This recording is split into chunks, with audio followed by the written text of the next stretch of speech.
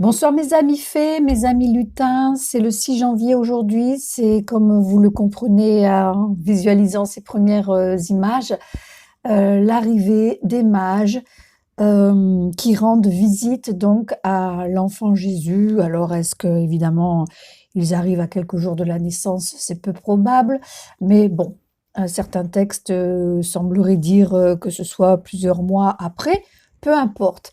Ce qui compte, c'est que vraiment ces 3 hommes, qui sont-ils?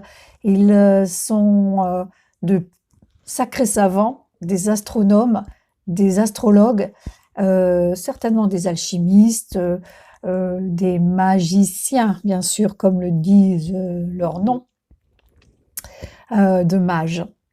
Alors, j'espère que vous avez passé un bon Noël et que vous commencez l'année, avec, de la joie, de la bonne santé et puis aussi que vous avez, formulé vos vœux pour, cette année 2020 qui démarre et aussi la décennie qui arrive avec un petit plan de route peut-être, hein, voilà, peut-être allez-vous être, guidés comme nos chers mages, par les étoiles, ça serait magique, hein, ça serait super génial. En tout cas, eux, c'est ce qui s'est passé. Imaginez, que pour, faire ce qu'ils ont fait, ce long voyage, ils viennent de l'Orient, hem, pour arriver à Bethléem exactement. Hem, Ils ont, eu un message très puissant certainement par les étoiles, qu'ils, donc par les astres, qui annonçait la venue, voilà, d'un homme, pas ordinaire, peu commun, avec pourtant un message très simple, un message, simple et complexe à la fois puisqu'il est pas facile à mettre en place ce message, à mettre, en pratique au quotidien, on va dire, dans chacun de nos actes, chacune de nos paroles et de nos pensées et pourtant voilà, c'est le message, un des messages les plus puissants, qui ait été donné, depuis 2000 ans, celui de l'amour inconditionnel et c'est complètement d'actualité, bien sûr. Alors, les conjonctures des planètes, à ce moment-là, ont été retracées par, les moyens actuels, par les savants, enfin les scientifiques d'aujourd'hui avec les moyens, que l'on connaît et effectivement, ils ont retracé que la, conjoncture des planètes, qu'une comète était là, quelques jours avant cette naissance, enfin à ce moment-là en tout cas et qu'ils ont pu suivre ces lumières, ces luminosités extraordinaires dans la nuit pour pouvoir arriver vraiment, avec leurs cadeaux, pour célébrer l'arrivée de cet enfant, de l'enfant Jésus. Alors, les cadeaux, on va en parler de ces cadeaux. Il s'agit de l'or, de l'encens, enfin de l'encens même on dit, hein, qui est aussi appelé l'oliban et de la myrrhe.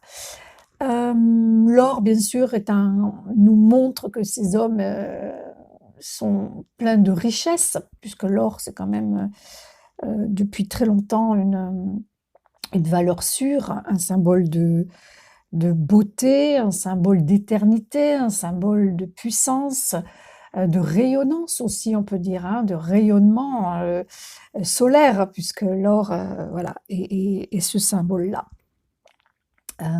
Contrairement à l'argent qui lui est le symbole vraiment de plutôt attaché à la lune et au féminin, à l'intuition. Hem, alors donc l'or voilà, c'est assez simple à connaître au niveau de la symbolique, hein, vous la connaissez tous et toutes. Tandis que l'encens et la myrrhe, eh bien, ce sont donc des résines, hein, des résines, des gommes dont on extrait aussi l'huile essentielle, hein. C'est aussi pour ça qu'on les faisait brûler, pour, les vertus des huiles essentielles qu'elles dégagent et donc les vertus, médicinales. C'est pas de ça que je vais vous parler aujourd'hui, même si voilà, j'en connais un petit rayon, mais ça va être plutôt les vertus, spirituelles. Alors, l'oliban donc, l'arbre à encens, a une vibration très paisible, très protectrice. La myrrhe, La myrrhe également, elle permet la concentration, le calme, la guérison, la paix et vraiment aussi d'amplifier la spiritualité. La myrrhe amplifie l'effet des autres encens. Donc c'est aussi pour ça qu'elle est utilisée en mélange avec, en association avec d'autres encens.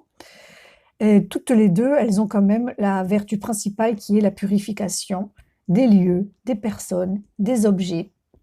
Voilà ce qu'on peut dire sur ces deux cadeaux amenés par nos mages. Alors ce soir, eh bien, nous allons utiliser, enfin je vais utiliser un oracle que je n'ai que rarement utilisé dans les guidances.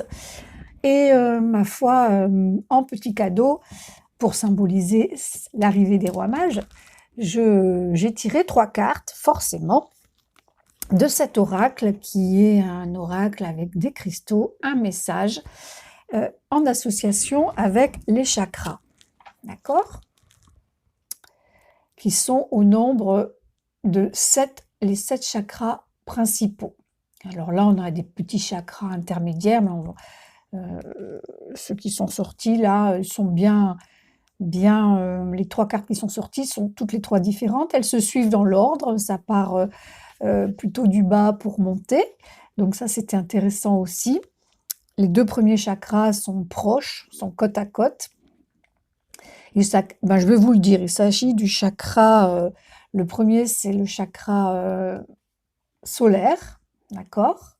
Qui parle de notre rayonnement, justement, en lien avec l'or, c'est pas mal, c'est sympa. Le deuxième, c'est le chakra du cœur qui est sorti. Et le troisième, ça va être le chakra, le cristal de roche. Ah bah tiens, j'ai dit la pierre, c'est pas très grave. Et qui va être plutôt relié au coronal, voire au troisième œil, qui se situe là, d'accord? Dans cette sphère-là, donc la tête. Alors, je vais vous montrer ces 3 pierres. Nous avons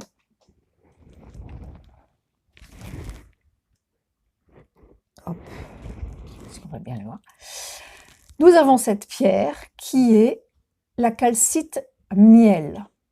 Et alors, ce qui est rigolo, c'est que j'ai cherché la pierre, si j'avais enfin, voilà, la calcite, c'est, comment dire, c'est une pierre qui est en abondance dans ma région, qui est très calcaire. Il n'y a pas que du calcaire, mais il y en a. Et du coup, la calcite, c'est en rapport avec le calcaire, et je pense que c'est du calcaire plus ou moins vitrifié, enfin, je ne sais pas comment le dire exactement, mais on le voit bien sur ce dessin. Et justement, on en a en abondance chez nous. Oh, la lumière est pas top, je trouve.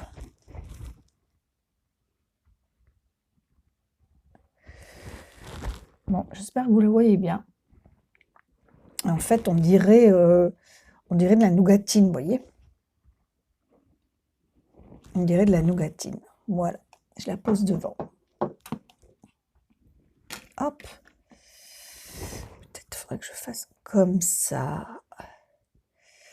Ah là là, c'est un peu en équilibre tout ça. On va y arriver. Voilà. Alors, que nous dit cette calcite? Elle nous dit d'apprendre, enfin, elle nous sert à quoi? Elle nous sert à apprendre à trouver sa valeur, reprendre sa place graduellement, redémarrer en douceur, retrouver la confiance en soi, rayonner la confiance. Donc voilà, on est vraiment sur prendre toute la mesure de notre valeur et nous affirmer dans notre rayonnement personnel. Donc cette pierre, elle sert à ceux qui ont besoin d'un soutien délicat pour retrouver la confiance en eux-mêmes. Pas besoin la confiance, elle se prend, c'est sûr qu'on ne la récupère pas en étant bousculé. Hein. Pour dépasser la peur de l'échec, pour ceux qui doutent de leur capacité, qui hésitent sur le choix du chemin à emprunter, pour ceux qui n'osent pas franchir le pas, pour les enfants qui manquent de confiance et ont peur d'échouer. Ah bah tiens, ça irait bien pour une petite que je connais là, tiens. Voilà, cette petite pierre qui est jaune, mais vraiment qui est dans la douceur, hein. Pardon. La deuxième pierre qui est sortie, c'est la calcite verte. Alors vraiment, voilà, on est sur la calcite. C'est des pierres que je ne connais pas plus que ça au point de vue propriété. Je les découvre quasiment en même temps que vous. Et la petite magie, c'est que en regardant cette carte, je me suis dit, mais j'ai une pierre comme ça, j'ai trouvé une pierre comme ça. Du coup, j'ai fouillé dans toutes mes petites cachettes de pierres et j'ai retrouvé, vraiment, je suis très contente, j'ai retrouvé ma calcite verte que j'ai trouvée ici, hein, parce que bah, comme je vous dis, on a de la calcite. Je ne savais pas que c'était une calcite, mais pas du tout. Et, et en fait, comme elle est un vert très pâle, elle est très douce, bah, je l'ai ramassée, voilà, sans imaginer que ça pouvait être la calcite. Et pourtant, bah voilà, aujourd'hui, je découvre pourquoi j'ai cette pierre et pourquoi je la garde. Là, on va être donc sur le chakra cardiaque.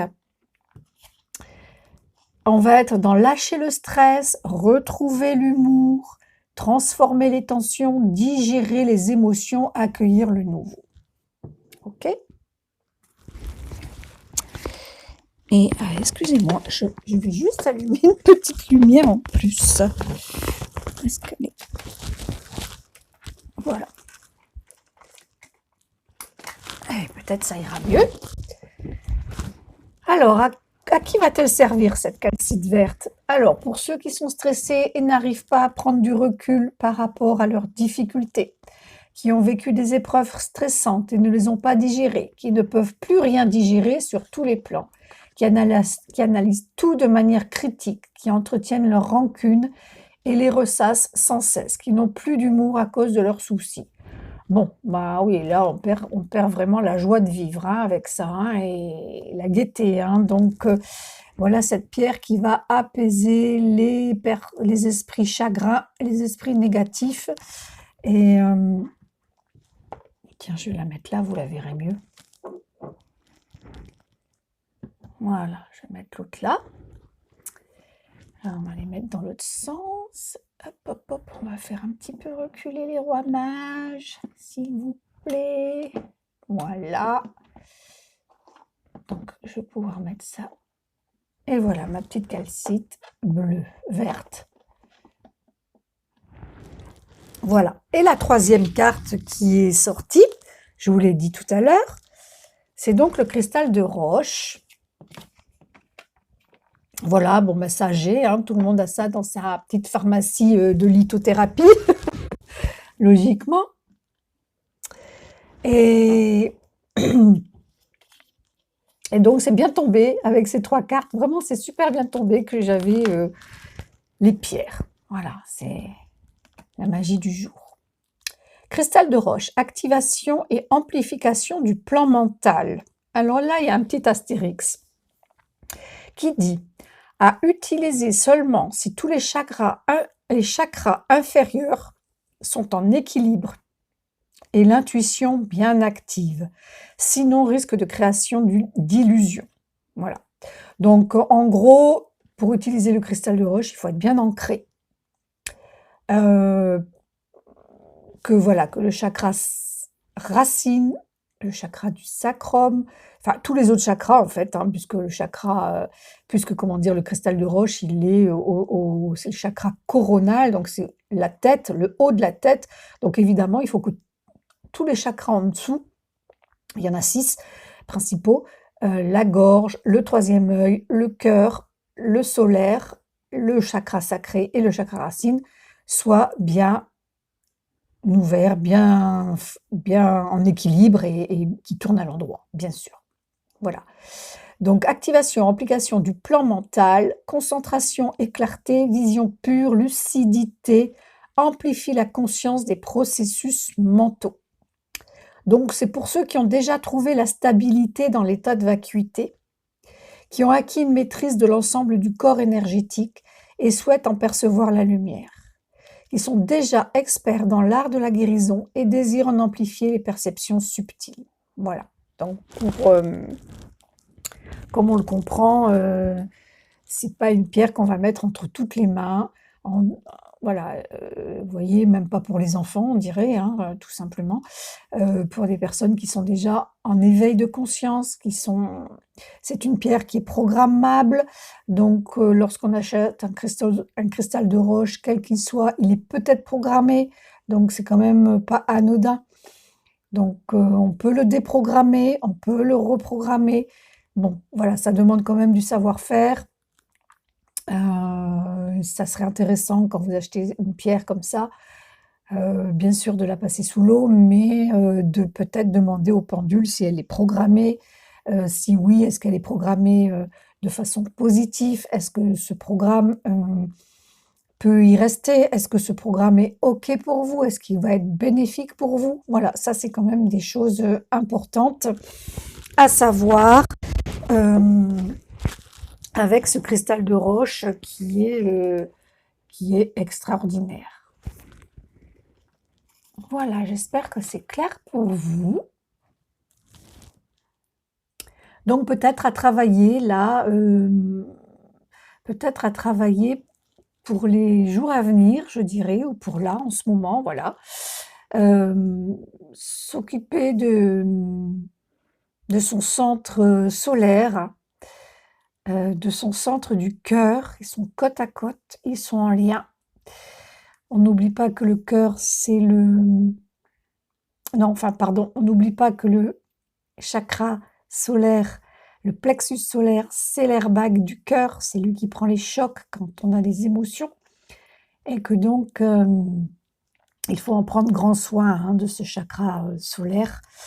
Il faut vraiment le bichonner, le nettoyer, s'en occuper, le masser et cetera et l'écouter quand il est douloureux. Hem, voilà, donc je dirais avec ces pierres-là, prendre la mesure, de nos émotions, la mesure de la confiance, hein, que le développer sa confiance, développer, la pensée positive, hem, qui emmène à la joie et puis donc s'occuper aussi de sa clairvoyance et de sa neutralité au niveau des pensées, voilà. Éviter, les critiques, les jugements et là on retombe bien sûr dans le message, christique, hem, qui est, d'actualité, surtout voilà, en ce 6 janvier, avec le message de l'adoration des mages. Voilà, voilà. Alors j'ai encore une petite carte, en cadeau de l'oracle, de Rumi, qui était un poète, qui est un poète très, très ancien, hein. Je ne veux pas dire de bêtises parce que alors, je suis pas super fortiche, en date et en histoire. Je pense que c'est antique. Je pense qu'il est perse. Enfin voilà, c'était quelqu'un d'hyper spirituel. Je pense on parlait de lui comme un maître ascensionné.